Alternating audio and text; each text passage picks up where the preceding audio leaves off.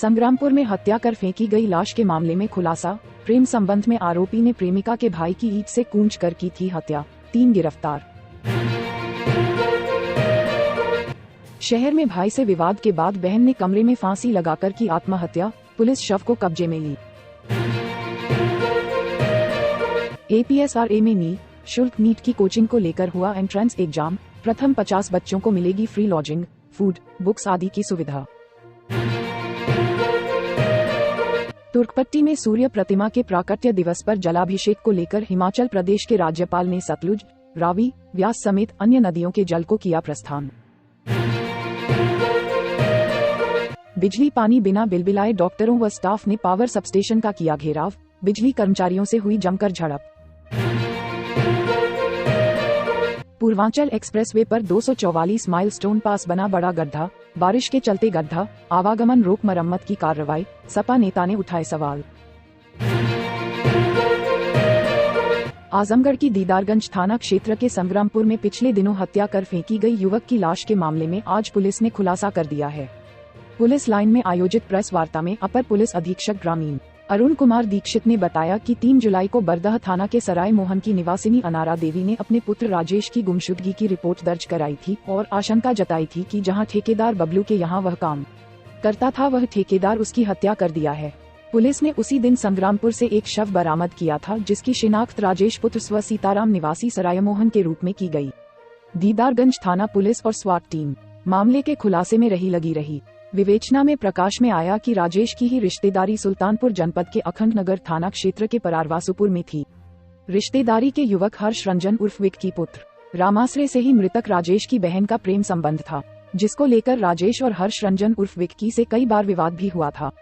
इसी को लेकर दीदारगंज के मार्टिनगंज में राजेश ने हर्ष रंजन को बुलाया था, लेकिन हर्ष रंजन अपने साथी सुनील पाल पुत्र रामपाल पाल पारावासुपुर थाना अखंड नगर सुल्तानपुर और शिवा कुमार पुत्र रमेश कुमार निवासी वेहरा भारी थाना अखंड नगर सुल्तानपुर को लेकर आया।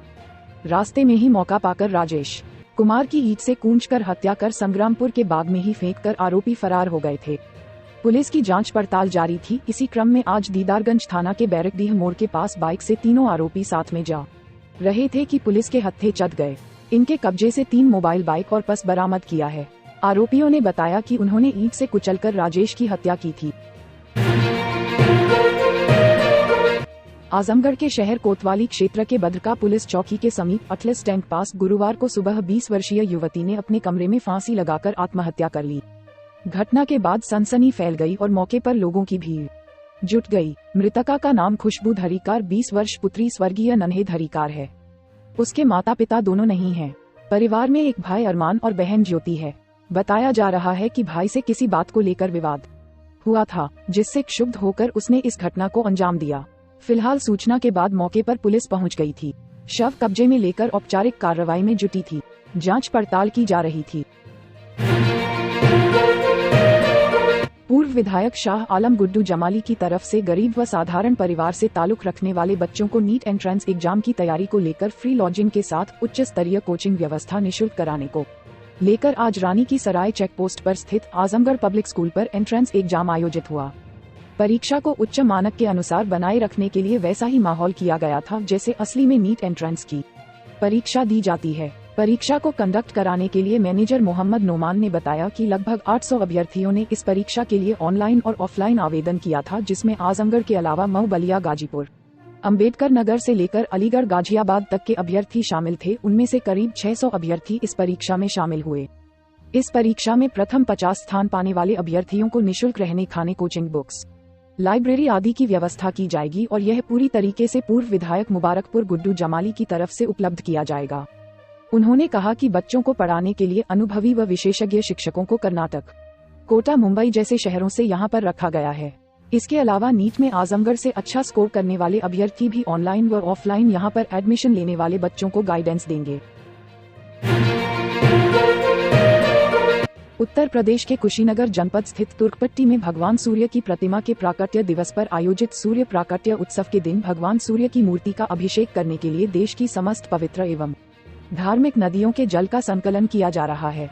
इसी क्रम में देवभूमि हिमाचल प्रदेश से भी सतलुज नदी, व्यास नदी, गिरी नदी, रावी नदी, अश्वनी नदी के जल का संकलन किया गया था। जिसको हिमाचल प्रदेश के महामहिम राज्यपाल श्री शिव प्रताप शुक्ला जी अपने हाथों से दिनांक 6 जुलाई 2023 दिन बृहस्पतिवार प्रस्थान कराया। इस अवसर पर हिमाचल राजभवन में पूर्वांचल महोत्सव समिति के अध्यक्ष विनय राय के साथ शैलेंद्र दत्त शुक्ला, राम प्रकाश राय, नीरज राय पवित्र नादियों से संकलित कलश को राज्यपाल महोदय के हाथों से प्राप्त किया। इस अवसर पर राज्यपाल शिव प्रताप शुक्ला जी ने देवभूमि हिमाचल का जल लेने के लिए आयोजन समिति का आभार व्यक्त करते हुए आयोजन समिति के अध्यक्ष विनय राय को इस अनूठे पहल हेतु बधाई देते हुए कहा कि आपका ये कार्य पूर्वांचल के ऐतिहासिक पृष्ठभूमि के महत्व को समझने एवं उनका संरक्षण करने में मील का पत्थर साबित होगा। साथ ही साथ उन्होंने भगवान सूर्य की ऐतिहासिक प्रतिमा और उसके महत्व का भी उल्लेख किया। गुरुवार को 100 शैय्या संयुक्त जिला चिकित्सालय के डॉक्टर, स्टाफ, नर्स व कर्मचारियों ने अस्पताल परिसर से निकलकर सड़क मार्ग से पैदल चलते हुए सीधे पावर सब स्टेशन पर पहुंचे और बिजली न मिलने से आक्रोशित होकर उपकेंद्र पर उपस्थित एसएसओ से उनकी झड़प होने लगी। ऐसे में पावर सब स्टेशन पर सुबह 10:30 बजे तक कोई भी जिम्मेदार उपस्थित नहीं रहा, जिसके चलते डॉक्टरों ने भारी नाराजगी जताते हुए विरोध प्रदर्शन किया। डॉक्टर हम्मीर सिंह ने बताया कि अस्पताल परिसर में विगत 1 हफ्ते से विद्युत आपूर्ति बाधित है, जिसके चलते हम लोग सही तरीके से ओपीडी व इमरजेंसी सेवाएं नहीं देख पा रहे हैं।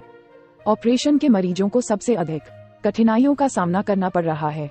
वहीं अस्पताल के रेसिडेंशियल इलाके में विद्युत आपूर्ति न होने से पानी की सबसे बड़ी किल्लत सामने आई है, जिसके चलते लोगों में काफी आक्रोश व्याप्त है। अस्पताल के सीएमएस द्वारा किसी तरह से 2 घंटे जनरेटर चलाकर अस्पताल की विद्युत आपूर्ति बहाल की जा रही है। उन्होंने कहा कि यदि बिजली विभाग द्वारा कोई वैकल्पिक व्यवस्था नहीं की गई तो स्वास्थ्य सेवाएं बेपटरी हो जाएंगी, जिसके चलते मरीजों को अस्पताल से बाहर करना पड़ेगा। ऑपरेशन के मरीजों के जख्म में सड़न होने लगेंगे। वहीं डॉक्टर भी अपनी सेवाएं ठप कर सकते हैं। अस्पताल की स्टाफ नर्स ने बताया कि हम लोगों द्वारा 200 बेड के अस्पताल में निरंतर सेवाएं दी जाती हैं। ऐसे में विद्युत व्यवस्था खराब होने से कठिनाइयों का सामना करना पड़ रहा है। डिलीवरी से लेकर ऑपरेशन तक के मरीजों को परेशानियों का सामना करना पड़ रहा है। सबसे बड़ी समस्या रेसिडेंशियल इलाके में पानी के लिए हो रही है। पावर सब स्टेशन पर कोई भी जिम्मेदार नहीं मिला जिससे कि शिकायत की जाए। अगर इसी तरह विद्युत व्यवस्था रही तो डॉक्टर अपना दायित्व कैसे निर्वाह करेंगे। इस संदर्भ में उपखंड अधिकारी ब्रिजेश कुमार राव ने बताया कि हमारे पावर सब स्टेशन की बिजली 100 शैय्या अस्पताल परिसर के ट्रांसफार्मर तक सुचारू रूप से चालू है। अस्पताल परिसर में प्राइवेट ट्रांसफार्मर होने की वजह से वहां हमारे अधिकार क्षेत्र से बाहर है, जिसके संदर्भ में मेरे द्वारा लिखित रूप से अस्पताल प्रबंधन को सूचना दे दी गई। अस्पताल के ट्रांसफार्मर तक विद्युत व्यवस्था चालू है। पूर्वांचल एक्सप्रेसवे में लखनऊ से चलकर गाजीपुर तक जाने वाले पूर्वांचल एक्सप्रेसवे पर गाड़ियों की रफ्तार पर उस समय ब्रेक लग गया जब भारी बारिश के चलते आजमगढ़ सदर तहसील क्षेत्र के कोटरा और मंचोभा गांव के पास पूर्वांचल एक्सप्रेसवे में 244 पर काफी बड़ा गड्ढा हो गया, जिसके कारण पूर्वांचल एक्सप्रेसवे के एक तरफ से आवागमन बाधित हो गया। सूचना मिलते ही कार्यदायी संस्था यूपीडा कर्मी मौके पर पहुंचे और धन से स्थान की मरम्मत का कार्य शुरू कर दिया। इस दौरान एक्सप्रेसवे की एक लाइन से ही दोनों गाड़ियों का आवागमन हो रहा है। पूर्वांचल एक्सप्रेसवे भारत के उत्तर प्रदेश राज्य में एक 340 किलोमीटर लंबा 6 लेन का प्रत्येक दिशा में 3 लेन एक्सप्रेसवे है, जिसे 8 लेन तक बढ़ाए जा सकने लायक बनाया गया है। एक्सप्रेसवे पूर्व में गाजीपुर शहर से राज्य की राजधानी लखनऊ के गोसाईगंज, चांदसराय गांव को आजमगढ़ और अयोध्या के माध्यम से जोड़ता है। इसे उत्तर प्रदेश एक्सप्रेसवे औद्योगिक विकास प्राधिकरण द्वारा 22,494 करोड़ की लागत, जिसमें भूमि अधिग्रहण का मूल्य भी शामिल है, से विकसित किया गया है। यह एक्सप्रेसवे लखनऊ से गाजीपुर के बीच 9 जिलों लखनऊ से शुरू होकर बाराबंकी, अमेठी, सुल्तानपुर, अयोध्या, अंबेडकर नगर, आजमगढ़, मऊ और गाजीपुर तक जाती है। अभी साल भर ही पूर्व पूर्वांचल एक्सप्रेसवे को आम लोगों के लिए खोला गया था।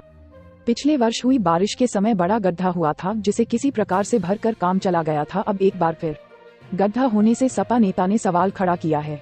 उनका कहना है कि एक्सप्रेसवे का निर्माण कार्य 2017 में समाजवादी सरकार में मुख्यमंत्री अखिलेश यादव के द्वारा इसके भूमि अधिग्रहण के बाद शिलान्यास किया गया था, लेकिन फिर दोबारा प्रधानमंत्री नरेंद्र मोदी द्वारा शिलान्यास किए जाने के बाद शुरू हुआ था और 19 नवंबर 2021 को नरेंद्र मोदी द्वारा उद्घाटन करने के बाद जनता को ठगने कार्य किया गया। जनता इनके भ्रष्टाचार का उजागर लोकसभा चुनाव 2024 में चुनाव हराकर करेगी।